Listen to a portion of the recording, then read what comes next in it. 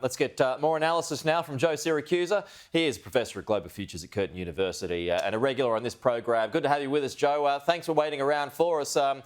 First of all, before we get to Biden, what do you make of Trump? It is, after all, his big day. It's the main event. And, you know, his policy push, the words in his speech, what did you make of it?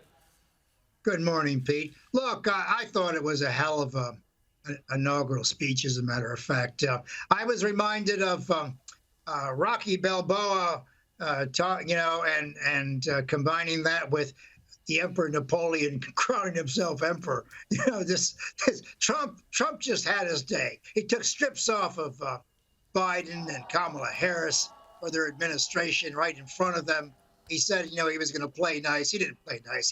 He went after them, and he said a lot of important things. Now, I think the world has to understand that when they watch an event like this, it is really unique in a number of ways. Number one, this man, he wears 4 hats. He's commander-in-chief, he's chief executive, he's head of his party, he's head of state. I mean, nobody wears all those hats. So he's got an important job. And I think Trump, he came pretty good today. He's standing up to the pressure. And he said some very interesting things in his address. His address, by the way, is twice as long as his address in 2017. In fact, it's now the longest one, 2,900 words. And I was surprised by a number of things that he said. Now, we knew a few of the things he was going to say, but he's put the Mexican cartels on the designated them on the foreign terrorist watch list. So he's going to go to war with the cartels. You're going to need half the U.S. Army on those borders because the cartels are armed to the teeth. I didn't realize he was going to do that.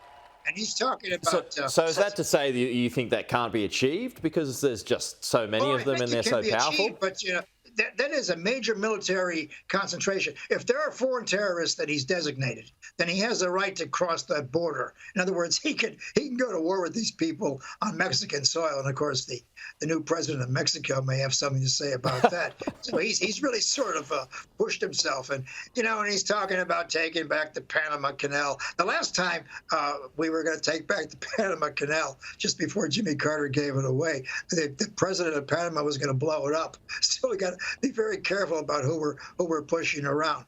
But look, it was a pretty good speech. Yeah. He had the family there. Everybody was in a good mood. And I'll tell you what, I was just knocked over by Biden's pardons before the speech. Yeah, let's separate that because that's what I did want to ask you. Yeah, just on that point and just further to what Joe was saying there, there's also the bid to change the Gulf of Mexico to the Gulf of America.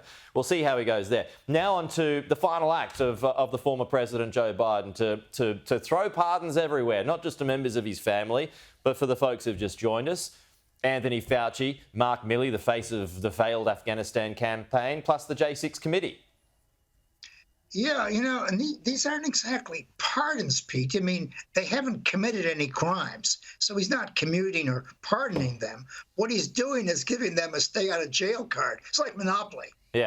No matter what you did, I don't care. Don't tell me what you did. Don't admit it to anybody, but you don't have to pay for it later on. And they all have something to they should be ashamed of, as a matter of fact. I did like the idea that General Milley's painting went off the wall in the Pentagon minutes after the president. Well, he's moved quickly. So on that point, so Donald Trump was asked about that as he was, signing the first of his papers today a little bit early. He was asked about it and he said he didn't want to comment today, but no doubt he will. Well, there's the first comment, so to speak, removing that portrait. Yeah, and he would know that Biden's playing fast and loose in this. Look, Biden, I'm going to use a Queensland expression here since we're throwing things around where we grew up a little bit. Biden's as crooked as a fish hook. This family of his is into everything. They took money from everywhere. They peddled influence on behalf of foreign powers. I mean, it is shameless what this guy was doing. And, the fact that that President Trump only had one more go at him, so he gave him a real tongue lashing, I thought, talking about all these policies that have gone haywire. And one of the fun facts about the speech was he's taken the name back for Mount McKinley. which is named after which was renamed many years ago by one of the Aboriginal words in the Alaskan language or family grouping. So Trump's got rid of the woke people. He got rid of critical race. He says now there are only two sexes, which of course is a very profound statement. and he's going to go after that cartel. I mean, can you see the United States Army storming across the border to get their hands on the cartel, which has got all this firepower? God knows where they got that stuff from, but they have armies over there. They control 30% of the Mexican territory. So we're going to have a hot time on that border. But look, I think the president had a wonderful day. The people around him look like they couldn't be happier. And, you know, it is probably not true, Pete, that revenge is best served cold. It's not.